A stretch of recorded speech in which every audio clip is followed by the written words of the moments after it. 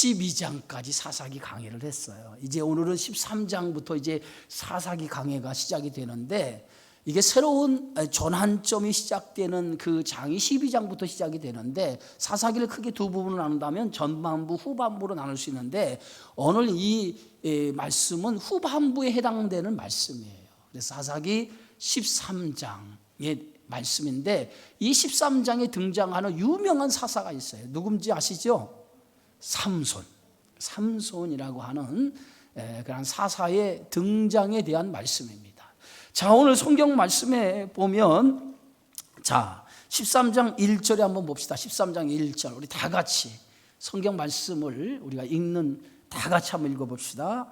이스라엘 자손이 다시 여호와의 목전에 악을 행하였으므로 여호와께서 그들을 40년 동안 블레셋 사람의 손에 넘겨주니라. 자, 사사기의 패턴이 있죠. 사사기의 패턴이 뭐냐면 계속해서 반복되어진다는 거예요. 반복되어지는데, 그 이스라엘 백성들이 하나님 앞에 악을 행하게 되죠. 그러면 악을 행하면 그 대가로 그들에게 고통을 하나님이 대신 징계를 줘요. 고통을 통해서 징계를 줘요.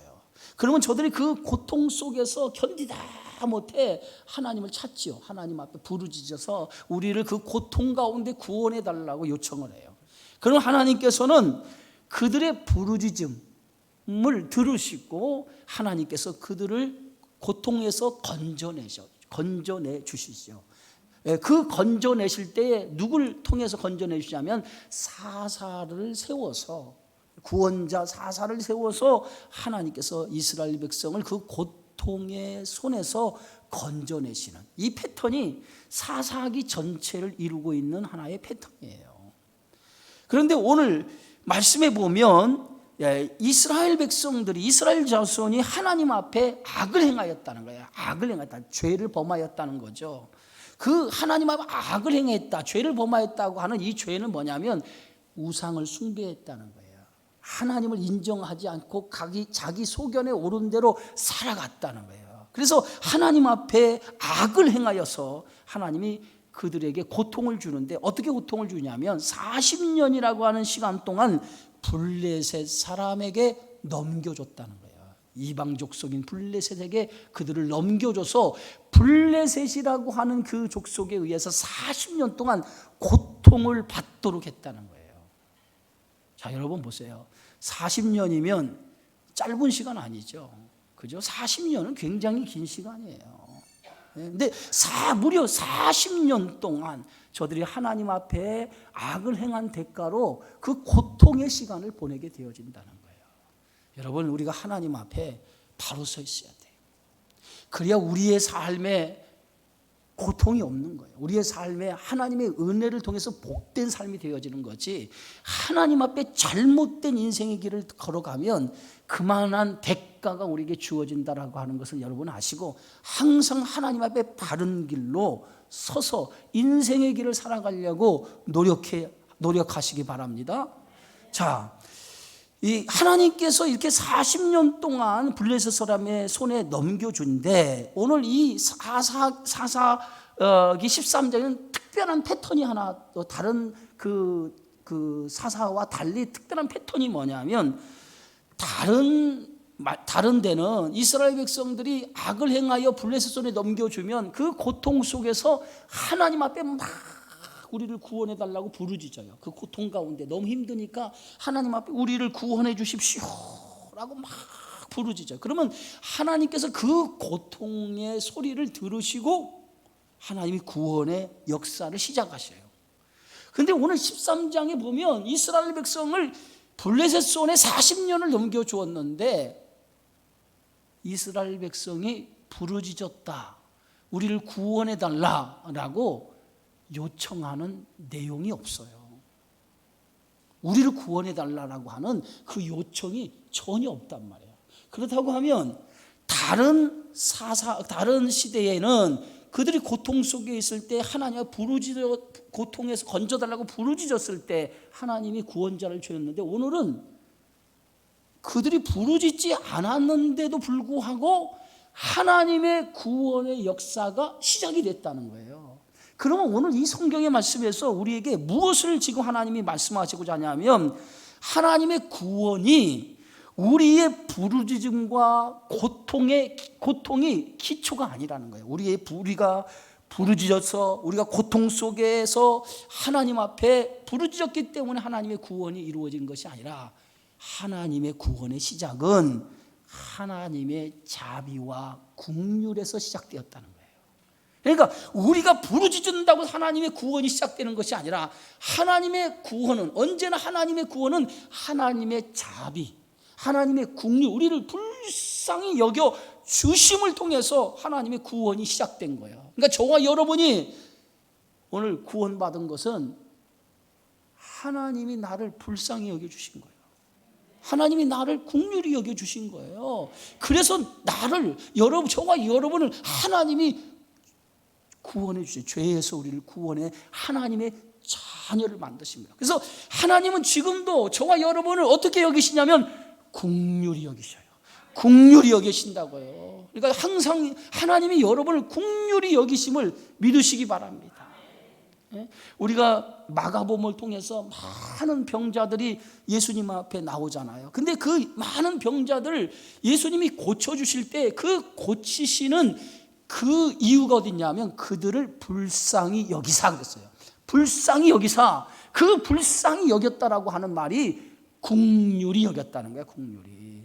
언제나 하나님의 은혜는 긍휼히 여기심을부터 시작되는 줄 믿으시기 바랍니다. 그래서 우리가 하나님 앞에 나와서 다른 거 얘기할 필요 없어요. 다른 거 기도할 필요 없어요. 이거 한마디면 돼요. 한번 따라 봅시다. 하나님, 나를 긍휼히 여겨주옵소서. 다른 거 필요 없어요. 하나님 앞에 나와서 여러 기도, 많은 기도하지요. 그 많은 기도 가운데 우리가 늘 하나님 앞에 나와서 엎드려 기도할 그 기도의 내용은, 하나님, 나를 긍휼히 여겨주세요. 이 기도만 하면 하나님께서 모든 거, 여러분의 모든 고통, 여러분의 삶의 힘든 거, 여러분이 지금 살아가고 있는 가운데 어려움 당하는 모든 것들을 다 하나님이 아시고 하나님이 불쌍히 여겨주시면 끝나는 거예요. 그래서 나를 불쌍히 여겨주옵소서, 그 고백 속에 하나님이 내가 너를 불쌍히 여긴다라고 하나님이 인정해 주시면 그때는 모든 문제가 풀어지는 거예요. 할렐루야. 그러니까 하나님 앞에 나와서 여러분들 하늘 높고 높은 하나님, 낮고 낮은 하나님, 인생을 굽어 살피시고 저 태평양 바다처럼 넓은 하나님, 이렇게 하지 말고 하나님 앞에 어떻게 기도해요? 하나님, 나를 긍휼히 여겨 주옵소서. 나를 긍휼히 여겨 주옵소서. 이것만 기도하면 하나님께서 여러분을 긍휼히 여기면 그때는 다 문제가 풀어지게 돼 있어요. 그래서 하나님의 구원의 시작은 나를 긍휼히 여겨 주심으로부터 하나님의 구원이 시작이 되는 거예요. 자, 오늘 13장 2절에 보니까, 오늘 여호와 1절에 보니까 여호와의 목전에 악을 행하였다. 그래서 40년 동안 블레셋 사람의 손에 넘겨주죠. 자, 그런데 오늘 2절에 보세요. 그때에 소라 땅의 단지파의 가족 중에 누가 있었어요? 누가? 마노하라는 이름하는 자가 있더라. 마노하는 자라고 하는 이름하는 자가 있다. 이 마노하라고 하는 이 뜻이 뭐냐면, 한번 따라해 봅시다. 안식처. 이 이름의 뜻이, 마노하라고 하는 이름의 뜻이 안식처라고 하는 이름의 뜻을 가지고 있어요. 그런데 오늘 그의 가정에 정말 안식이 이루어졌느냐? 안식처라고 하는, 안식처라고 하는 이름의 뜻을 가지고 있는 이 마노아의 가정에 정말 안식이 이루어졌느냐? 안식이라고 하는 게 뭐예요? 평안이 그 가정에 있느냐는 거예요. 평안이 그 가정에 있는 거예요. 여러분 삶에 안식, 그 평안이 이루어져야 그것이 축복 아니겠어요? 여러분, 축복은 다른 게 아니에요. 내가 돈을 많이 버는 거, 이게 축복이라고 생각하면 착각이에요. 축복은요, 다른 거 아니에요. 여러분의 삶이 안식을 얻는 삶이야. 평안을 이루는 삶이야. 그것이 여러분의 삶의 가장 큰 축복. 여러분 식구들 중에 오늘 어떤 한 식구 중에 한 사람이 오늘 아파봐, 병이 들어서 아파봐. 그러면 그 가정은요, 하루아침에 뭐가 깨지냐면 안식이 다 깨져버려요. 무너져 버려요. 그러니까 여러분 1년 동안 살아오면서 여러분 가정의 자녀들, 여러분 아내, 남편 할 것 없이 아무 문제 없이 건강하게 학교 잘 다니고, 건강하게 직장 다니고, 건강하게 회사 다니고, 건강하게 일하고. 아멘도 안 하네. 그것이 뭐예요? 그게 축복이야. 그냥 하나님 왜 나에게는 돈벼락을 안 주십니까? 그 돈벼락 맞으면 일찍 죽어요. 그러니까 뭐가 축복이냐면 하나님께서 나에게 건강 줘서 일할 수 있도록 도우시고, 내 자녀가 건강하게 아무 탈 없이 살아가게 해주시고, 내 남편이 건강해서 이렇게 일할 수 있게 해준 거 얼마나 감사한지 몰라요. 그런데 여러분의 가정에 자녀나 남편이나 아내나 한번 병이 들어서 쓰러져 봐요. 어떤 사고가 한번 나봐요. 그때는 안식이 다 무너진다니까. 안식이 다 무너져요. 일상의 생활이 하루아침에 다 무너져 버려요. 그게 무슨 축복이야. 그게 무슨 축복. 아무리 돈이 많으면 뭐 할 거야. 아무리 가진 게 많으면 뭐 할 거야. 안식이 깨져버리는데 그건 축복이 아니에요. 축복은 뭐라고요? 축복은 뭐라고요? 여러분의 가정에 아무 일 없이 편안하게 오늘도 하나님 전에 나와서 예배드리고, 내일도 일터에 나가서 일하고, 또 일을 통해서 건강을 회복하고, 자녀들도 삶의 자리에서 열심히 일하는 거, 이게 곧 뭐야? 복이야, 복. 할렐루야. 그래서 저는 성도들에게 돈 많이 벌게 해주십시오 하나님, 이런 기도 안 해.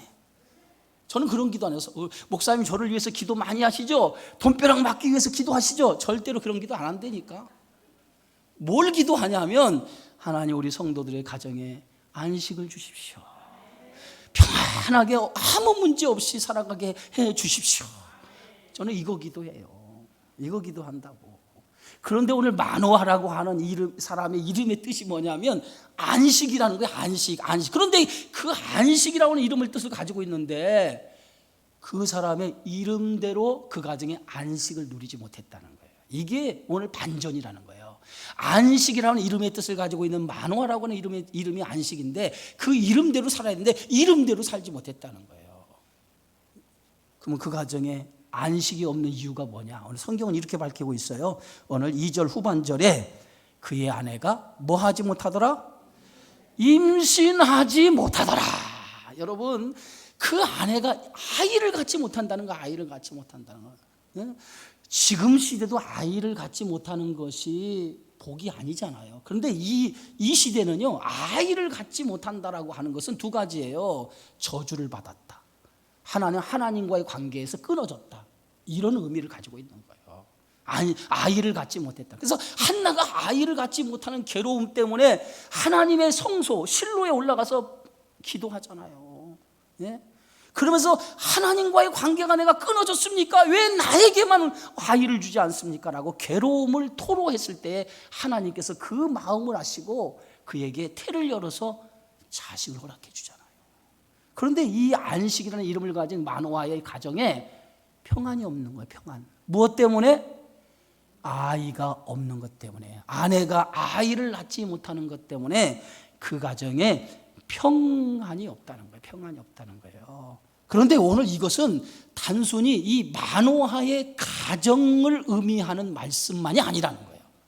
이것은 그 당시에 이스라엘 나라의 영적인 상태를 이렇게 하나님께서 마노아의 가정을 통해서 드러내고 있는 거예요. 마노아의 가정을 통해서 이스라엘 나라, 그 당시에 이스라엘의 백성들의 영적인 모습이 안식이 깨어진 인생이었다. 그들의 삶의 모습이었다라고 하는 것을 이렇게 하나님께서 마노아의 가정을 통해서 그걸 드러내는 거예요. 40년 동안 블레셋 사람의 손에 억압하고 고통 속에 살아가니 그 시대에 살고 있는 사람들의 어떤 평안이 있겠습니까? 어떤 안식이 있겠습니까? 안식이 다 깨어져 버린 거죠. 그것을 마노아라고 하는 이 가정을 통해서 하나님께서 그 시대의 영적인 상태를 이렇게 보여주고 있는 거예요. 자, 그런데 오늘 보세요. 3절에 우리 다 같이 읽습니다. 여호와의 사자가 그 여인에게 나타나서, 여호와의 사자가 누구에게 나타나갔어요? 여인에게 나타났다. 여인에게. 그 이름이 오늘 밝혀지지 않아요. 여인에게. 삼손의 어머니인데 그 여인에게 나타나서 그랬어. 나타나서. 그런데 그 여호와의 사자가 뭐라고 얘기하냐면 그에게 이르시되 보라 내가 본래 임신하지 못함으로 출산하지 못하였으나 이제 임신하여 아들을 낳을 것이다 라고 하는 거예요. 예? 여호와의 사자가 그에게 임하였다는 거예요. 하나님의 은혜가 임하였다는 거예요. 하나님의 은혜가 임하니까 그 임한 순간부터 모든 어두운 것들이 영적인 것들, 육적인 것들이 다 사라지기 시작했다는 거예요. 할렐루야. 여러분 위에도 하나님의 은혜가 임하시기를 주의 이름으로 축원합니다. 하나님의 은혜가 임하여야 우리 안에 있는 어둠의 것들, 영적인 것들, 육적인 모든 문제가 풀어지기 시작하는 거야. 하나님의 은혜가 임해야 돼요, 여러분. 성도는 은혜 가지고 살아가는 거예요. 은혜, 하나님의 은혜로 살아가는 거예요. 뭘 가지고 산다고요? 돈의 힘으로 사는 게 아니에요. 우리는 은혜로 사는 거예요.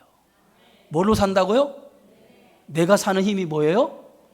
은혜예요. 내가 사는 힘이 뭡니까? 먹는 거예요. 내가 사는 힘이 뭐예요? 돈이에요. 이렇게 얘기하면 안 돼. 누가 성도님, 권사님, 집사님, 장로님 저한테 물으면 사는 힘이 어디에 있습니까? 그러면 나는 은혜에 있습니다.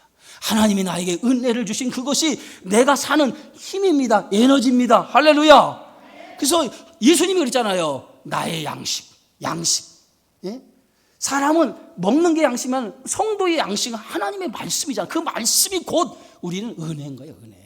그것이 우리가 세상을 살아가는 힘이에요. 그래서 말씀 속에 붙들려 살면 그 말씀이 주는 힘이 나에게 공급이 되면 우리의 모든 육신과 영적인 문제는 해결되게 되어 있어요.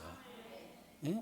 그래서 여호와의 사자가 그 가정에 임하는 순간에 이 가정에 안식이 없는 이 가정에 안식이 시작되는 거예요. 하나님의 은혜가 시작됨을 통해서 안식을 회복하게 되어지는 거예요.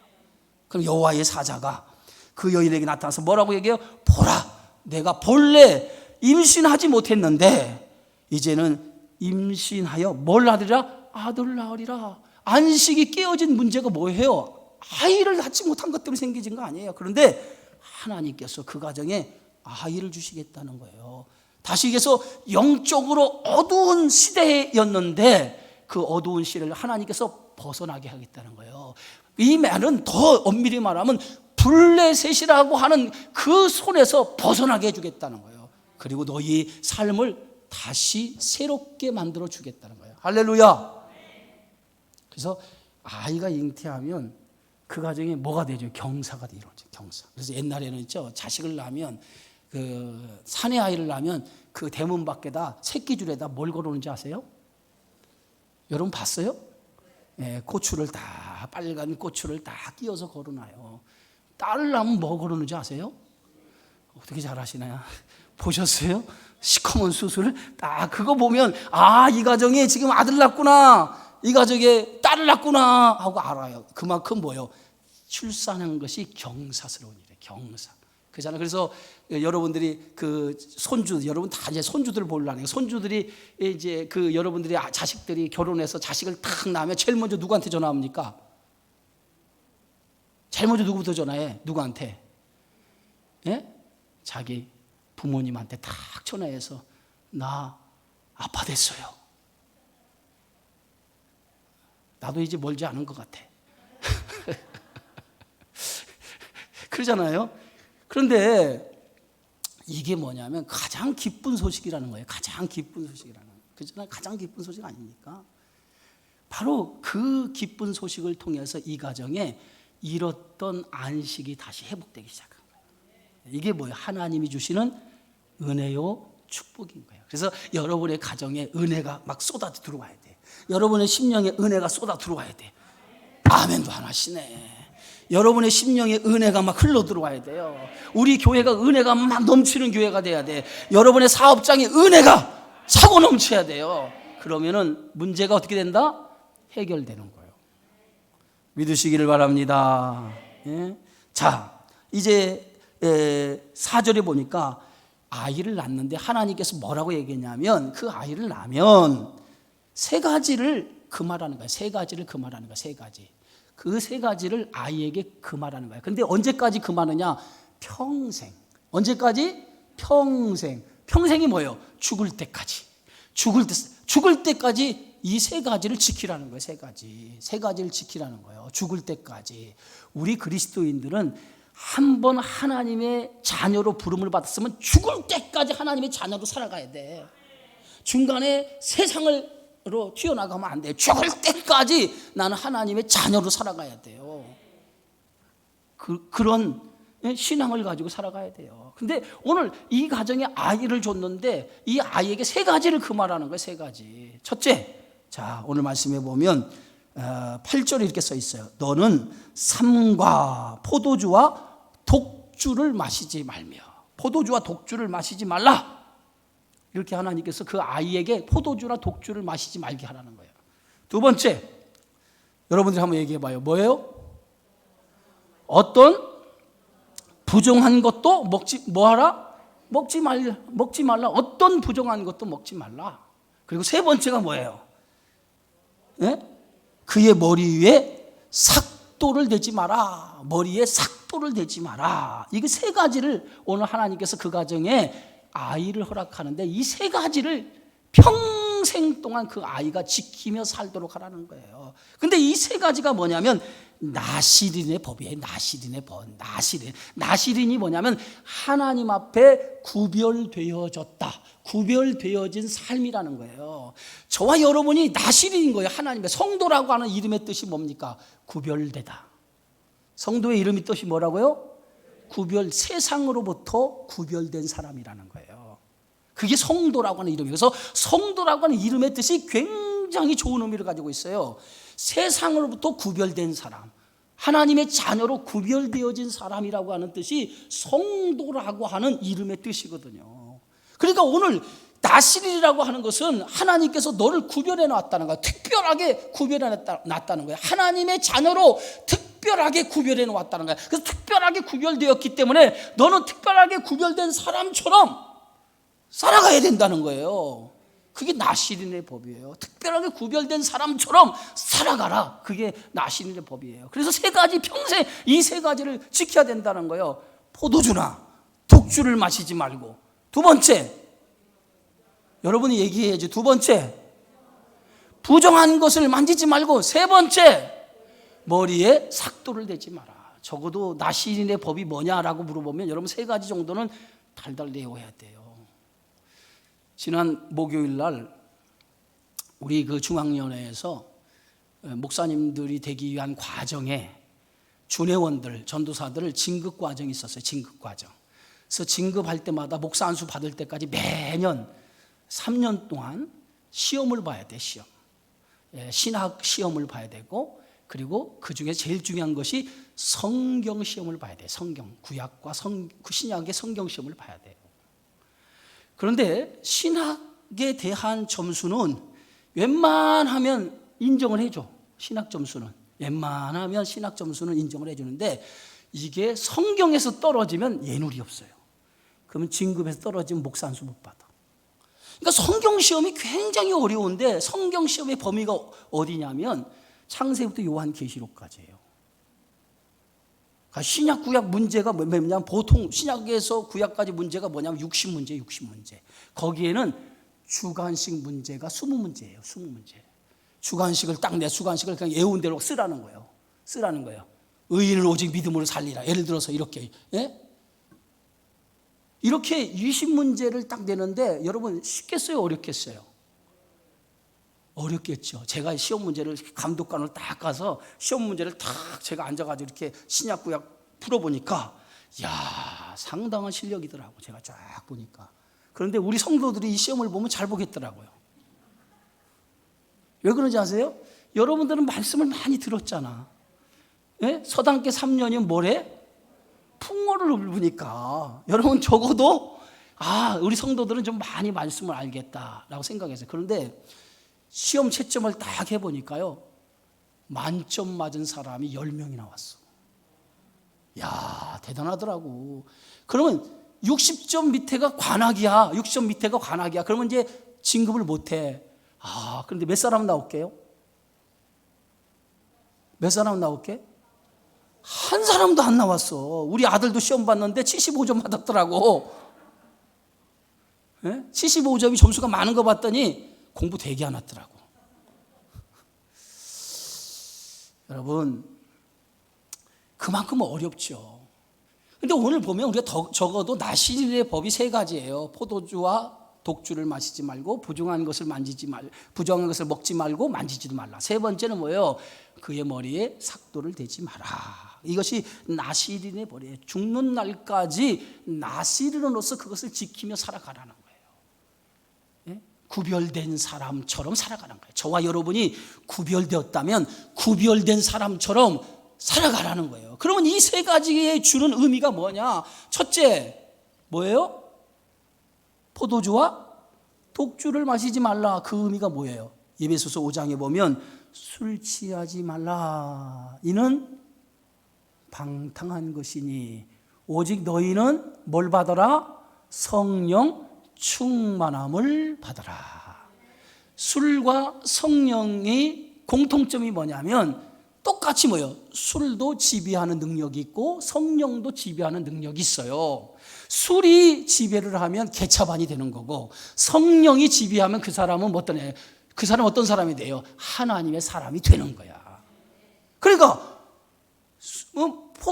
포도주와 독주를 마시지 말라고 하는 이 의미의 뜻이 뭐냐면 너희는 성령의 지배 아래 살아가라는 거예요. 성령의 지배 아래 살아갈 때에 하나님의 은혜가 끊이지 않는다는 거예요. 그 은혜 속에 우리가 살아갈 때 이 세상에 승리하는 삶을 살아가는 거예요. 그것이 뭐예요? 포도주와 독주를 마시지 말라. 그 의미가 거기 담겨져 있는 거예요. 2번째 뭐예요 또? 부정한 것을 먹지 말고 만지지 말라고 그랬어요. 그리고 부정한 것을 뭐냐면 죽은 시체를 만지지 말라라고 뇌기는 그렇게 써 있어요. 죽은 시체는 뭐냐면 만지지 말라는 거 하는 것은 우리들의 신분이 어떤 신분이냐는 거예요. 저와 여러분의 신분이 뭐냐? 구별된 사람인데 우리의 신분은 이제 죽음과 관계가 없는 사람이야. 저와 여러분은요 죽음하고 관계가 없는 사람이야. 그래서 우리는 죽으면 죽었다라고 얘기하잖아요. 뭐라고 얘기합니까? 돌아가셨다.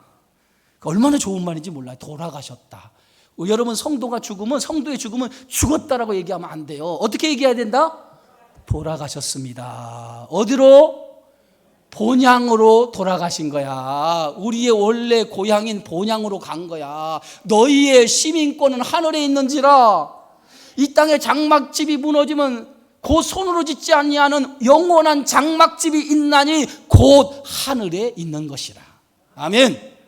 그러니까 우리는 죽는 게 아니에요. 성도는 죽으면 죽는 게 아니라 어디요? 돌아가는 거예요. 하나님의 나라로 들어가는 거예요.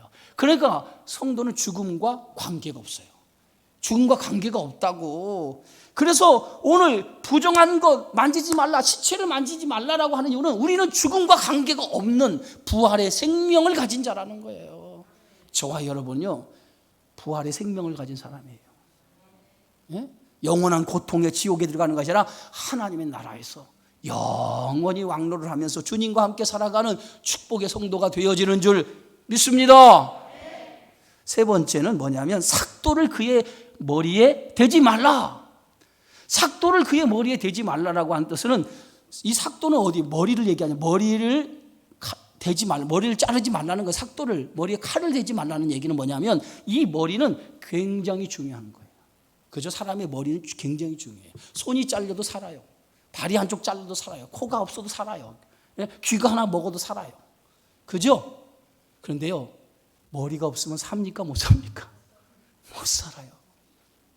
머리는 굉장히 중요한 것인데 이 머리에 삭도를 대지 말라는 것은 너를 지배하고 계신 분이 누구냐는 거예요. 너를 지배하고 계신 분이 하나님이라는 거예요. 할렐루야. 여러분 항상 우리가 세상을 살아가면서 어떻게 생각해야 되냐면 나를 지배하고 계시는 분은 하나님이다. 하나님이 여러분을 지배하고 있는 거예요. 그러니까 여러분이 가는 모든 길 위에는 하나님이 언제 동행하시는. 그래서 그 이름을 임마누엘이라 하리니, 그 임마누엘이라고 하는 뜻이 뭐예요? 하나님이 우리와 함께 계시다. 그러니까 여러분의 인생에 가는 길에는 항상 누가 함께 하는 거예요? 하나님이 함께 하는 거예요. 그래서 여러분의 인생을 지배하고 계시는 것이 이 세상을 창조하신 만왕의 왕 하나님이 여러분의 인생을 지배하고 계셔요. 그러니까 두려워할 필요가 있어요, 없어요? 두려워하지 말라, 놀라지 마라, 강하고 담대하라, 내가 너와 함께함이라. 아멘. 두려워할 필요 없어요. 어떤 힘들고 어려워도 두려워하지 마세요. 하나님이 나를 지배하고 계시는데, 나를 지배하고 계시는 분 하나님이 계신데 뭘 두려워해? 두려워하지 말고 주님이 나를 지배하고 계시다라고 하는 그 믿음을 가지고 살면 어떤 상황 속에서도 두렵지 않아요. 사드락과 메삭과 아벳네고가 극렬히 타는 풀무불에 던져짐을 받았을 때도 그 하나님께서 우리를 그 가운데서 뭐 할 것이라? 건져 주실 것이요. 하나님이 그리하지 아니하여도 나는 어떻게 합니까? 나는 하나님을 배신하지 않겠다. 두려워하지 않습니다. 하나님에 대한 믿음을 가진 거예요. 믿음. 하나님이 나를 지배하신다는 믿음을 가지세요. 그 믿음이 여러분 안에 있기를 주의 이름으로 축원합니다. 그래서 이제 오늘 성경 말씀에 보면 이렇게 말하죠. 부정한 것, 또 그의 머리에 삭도를 대지 말라. 이 아이는 태에서 나옴으로부터 하나님께 바쳐진 나실이 됨이라. 그가 블레셋 사람의 손에서 이스라엘을 구원하기 시작하리라. 그렇게 하세요. 여호와의 사자가 누구에게 나타나서 얘기한 거예요? 예? 누구에게 나타나서 얘기한 거예요? 그 여인에게 나타나서. 오늘 이 3절에 여호와의 사자가 그 여인에게 나타나서 라고 얘기한 거예요. 그래서 나실이라고 하는 이것을 평생 지키도록 명령을 하니까 그 여인이 이제 가서 누구를 찾아가요? 남편에게 쫓아가는 거예요. 남편에게 이 기쁜 소식을 알려야잖아요. 이 기쁜 소식을 알리기 위해서 남편에게 쫓아가요. 예, 그러면서 뭐라고 얘기하냐? 하나님의 사람이 나에게 왔는데 그의 모습이 뭐라고 써 있어요? 예? 하나님의 사자의 용모 같았어. 하나님의 사자의 용모 같았어. 심히 두려움으로 어디서부터 왔는지를 내가 묻지 못하였고 그도 자기 이름을 내게 이르지 아니하였다. 내가 심히 두려워서 하나님의 사자가, 그러니까 하나님의 사자의 용모 같으니까 이 여인은 볼 때 틀림없이 그분이 누구처럼 보인 거예요?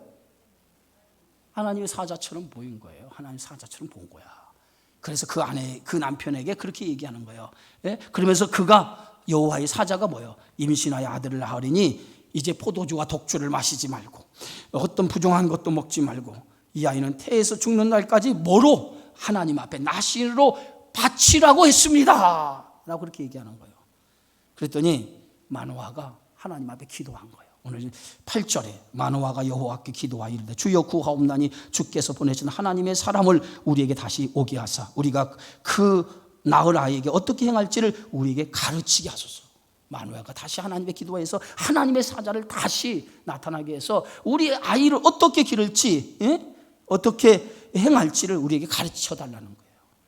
예? 하나님이 마노아의 목소리를 어떻게 했어요? 들으시고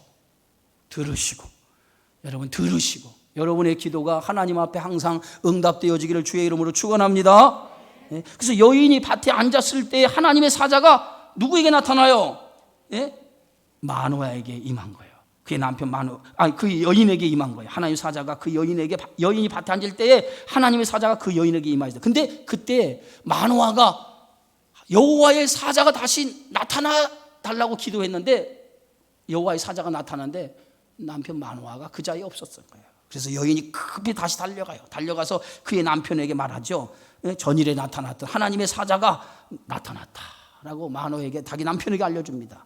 그래서 마노아가 일어나서 아내를 따라갑니다. 그때 그 여호와의 사자가 그에게 묻되 아내를 따라가서 그 사람에게 이르러 그에게 묻되 마노아가 묻습니다. 당신이 이 여인에게 말씀하신 그 사람이니까 하니 이르되 내가 그러다 하니라. 예? 마노아가 이르되 이제 당신의 말씀대로 되기를 원하나이다. 이 아이를 어떻게 기르며 우리가 그에게 어떻게 행하리까? 여호와의 사자가 마노아에게 이르되 내가 여인에게 말한 것을 그가 다 삼가서 포도나무의 소산을 먹지 말고 다시 한번 나실의 법을 지킬 것을 얘기하죠. 그다음에 15절 마노아가 여호와의 사자의 말대로 구하옵나니 당신은 우리에게 머물러서 우리가 당신을 위하여 염소 새끼 하나를 준비하게 하소서 하니 여호와의 사자가 마노아에게 이르되 내가 비록 나를 머물게 하나 내가 내 음식을 먹지 아니하리라. 번제를 준비하려거든 마땅히 여호와께 드릴지니라. 이렇게 얘기하죠. 예? 마땅히 여호와께 드릴지라. 이는 그가 뭔지를 몰랐다고요? 여호와의 사자인 줄을 마노아는 알지 못했다는 거예요. 그러니까 이 여인은, 아까 마노아의 여인은 여호와의 사자 같습니다 라고 이렇게 얘기하잖아요. 근데 마노아는 뭐예요? 여호와의 사자인 줄을 몰랐다고요? 알죠. 그럼 누가 더 나은 거야? 영적으로 누가 더 나은 거야? 이 아내가 영적으로 통찰력이 더 있었다는 거예요. 항상 믿음은, 죄송합니다, 여자분들이 더 좋은 것 같아. 예? 영적인 통찰력이 이 마노아의 아내가 더 있었던 거예요. 그러니까 이 마노아는 여호와의 사자인 줄 모르는 거예요. 그렇게 봤으면서도 여호와의 사자인 줄 모르는 거예요. 예? 그래서 마노아가 여호와의 사자에게 당신의 이름이 무엇이냐 이렇게 묻죠. 그랬더니 여호와의 사자가 내 이름을 묻느냐? 내 이름은 기묘자라 하니라. 기묘자. 예? 기묘자라고 하는 것은 신비한, 오묘한이라는 뜻을 가지고, 신비한, 오묘한이라는 뜻이 기묘자예요. 내 이름은 신비한, 기묘, 하나님의 사자라는 거예요. 그래서 마노아가 염소 새끼와 소제물을 가져다가 바위 위에서 여호와께 드려요. 그런데 그때에 소제를 들 때 기적이 일어나요. 어떤 기적이 일어나니까 불꽃이 제단에서부터 하늘로 불꽃이 막 올라가는 거예요. 불꽃이 막 올라가는데 동시에 그 여호와의 사자가 불꽃과 함께 어디로 올라가요? 엘리야처럼 불꽃과 함께 하늘로 올라간 거예요. 그것을 누가 봐요? 마노아와 그의 아내가 그것을 보고 그들의 얼굴을 땅에 대고 엎드리냐. 그 장면을 통해서 우리에게 임한 분이 누구라는 걸 확실히 알아요. 여호와의 사자임을 확실히 한 거예요. 하나님의 사자라고 하는 걸 알게. 그럴 때 그들의 마음속에 어떤 마음이 드냐면 두려운 마음이 생겨요. 왜 두려운 마음이 생기니까 오늘 21절 여호와의 사자가 마노아의 그의 아내에게 다시 나타나지 아니하니 마노아가 그제야 그가 여호와의 사자인 줄 알고 그의 아내에게 이르되 우리가 하나님을 보았으니 반드시 죽으리로다. 인간이 거룩하지 못하기 때문에 죄된 인간이 하나님 보면 죽잖아요. 그러니까 우리가 하나님을 봐서 이제 죽겠다라고 얘기하죠. 그럴 때 그의 아내가 이렇게 얘기해요. 그러니까 아내가 믿음이 좋다니까 뭐라고 얘기하냐면 여호와께서 우리를 죽이려 하셨더라면 우리 손에서 번제와 소제를 받지 아니하셨을 것이요 이 모든 일을 보이지 아니하셨을 것이며 이제 이런 말씀도 우리에게 이르지 아니하셨으리라. 그러니까 이 아내의 믿음이 더 좋아요. 여호와께서 우리 죽이려고 하면 벌써 죽였다는 거예요. 그런데 하나님이 죽이지 않은 이유는 우리를 통해서 하나님의 역사를 이루기 위해서 하나님께서 나타나셨다는 거예요. 자, 그래서 우리 21절, 22절 다 끝났습니다. 25절까지 그 여인이 뭘 낳음에? 아들을 낳음에 그의 이름을 뭐라고 하니라? 삼손이라고 하니라. 이 삼손이라고 하는 뜻이 뭔지 아세요? 따라합시다. 작은 태양. 다시 합시다. 작은 태양. 작은 태양이라는 뜻을 가지고 있는 게 삼손이라는 이름의 뜻이에요. 그 아이가 자라매 여호와께서 그에게 먹을 주시더라?